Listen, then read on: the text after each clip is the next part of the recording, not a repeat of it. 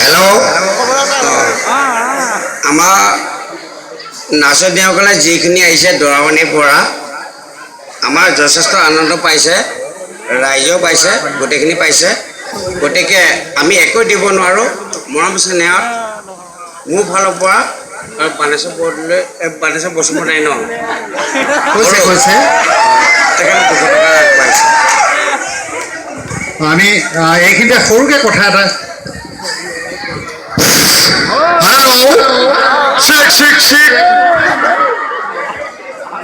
আমি ৰাইজলৈ আশীৰ্বাদ বিচাৰিছোঁ।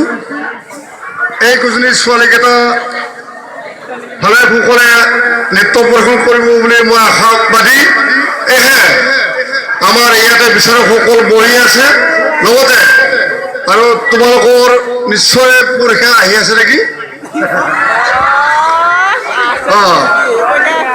গতিকে আমি বেছি নকওঁ, দূৰ দূৰণিৰ পৰা বহুত মানুহ আছে, দেৰি কৰিলে আমাৰে লছ হ'ব।